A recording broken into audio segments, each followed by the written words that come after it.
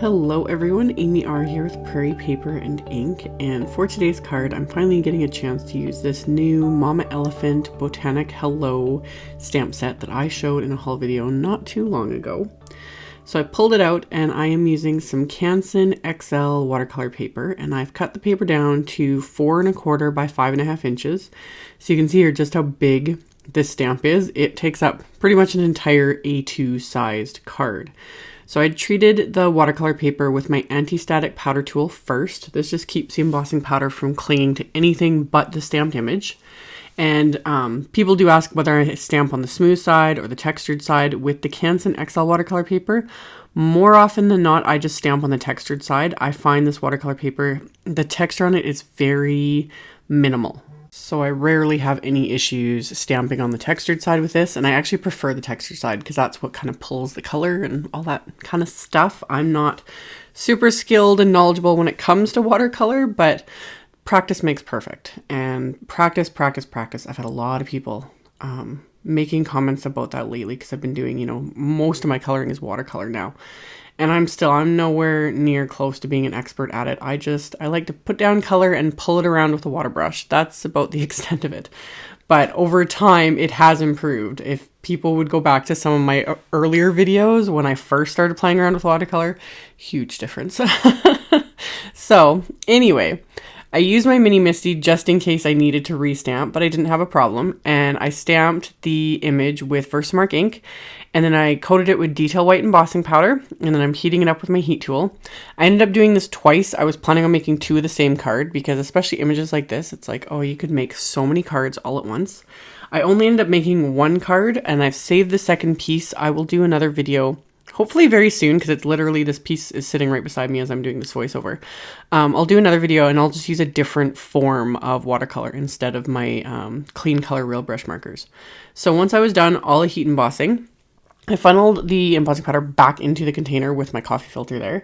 And I'll just keep the same coffee filter out. I will reuse that one over and over again, especially if everything I'm using is the same embossing powder, which is 99% of the time detail white.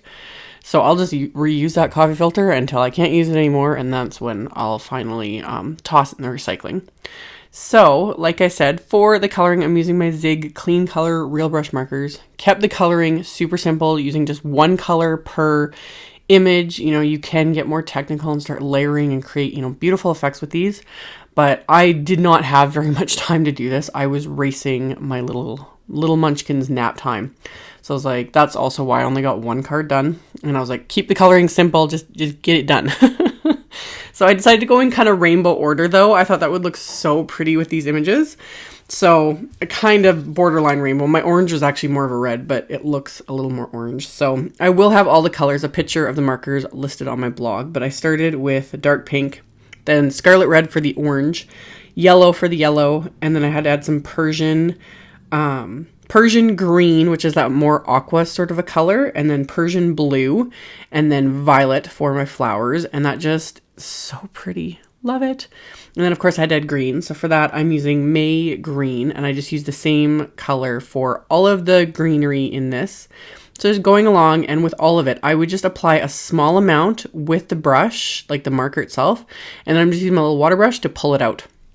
Super simple, not complicated at all. It just letting the image itself kind of do the work and letting the markers kind of take center stage. I really love these markers. I so do. They're so easy to work with, and the colors are just so vibrant. So once I was done the flowers and the leaves, I wanted to add a little bit to the word itself just to get it to pop a little bit more. So I took this is green gray. It's more of a gray, but it does have that like slight green undertone. And just added little bits here and there, and same thing, just pulled it out with my water brush, just give it, some of that shading and definition.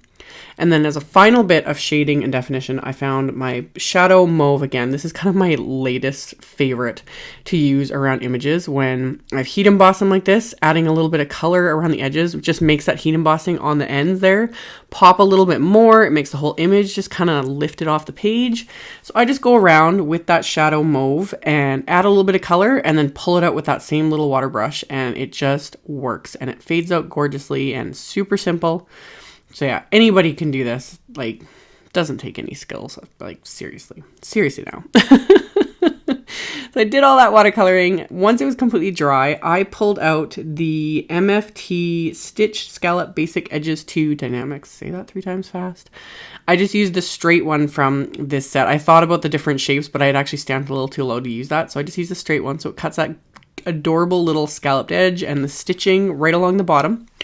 And then I decided to trim off a bit of the top because I thought while I was doing this, I was like, ooh, I can use my favorite striped pattern paper, which I'll get to in a second. And then I've got some heavyweight white cardstock here that I cut in half. So this is going to be a top folding A2 size card, so 5.5 inches by 4.25. So after I cut the cardstock in half, I then scored it at 4.25 inches with my Teflon bone folder. Then I pressed that crease down really, really well with the flat side of the bone folder. And then I pulled out my MFT Dots and Stripes Neutral 6x6. And you can see I keep every scrap from this paper, especially the stripes, because I end up using, that's usually what I end up using, is just, I just need a little strip of it, a little piece of it. So this one for sure, I keep all of the scraps because that's what I end up using. So I had this scrap of the black and white stripe, which is my absolute favorite. And I adhered that to the bottom of the front of my card and then just trimmed off the little excess there with my scissors. And then I added a bunch of foam tape to the back of the watercolor piece. And then I'm going to line that up on my card front here, just like so. So I don't have a problem. The Canson XL is not, it's not bright white. Most watercolor papers aren't. I know for some people that really bugs them. They want, you know, bright, perfectly white. Rangers and like the Tim Holtz Distress is, but FYI, I have trouble with that. And the Zig Clean Color Real Brush markers, it doesn't work. I really prefer this Canson XL, but honestly, it doesn't bother me that the whites aren't, that it's not super, super white to match the white cardstock. So I just work with it and I'm happy with it. So once I was done adhering everything to the card front, on the inside, I'm using this little like wavy stitch line that comes with the stamp set. And I'm just using this exact same markers I used on the front. These markers are not really good for stamping because they have like that actual brush tip. And I've said it before, they just don't stamp the greatest. It's because that's not what they're meant for. But for little things like this, they work just fine.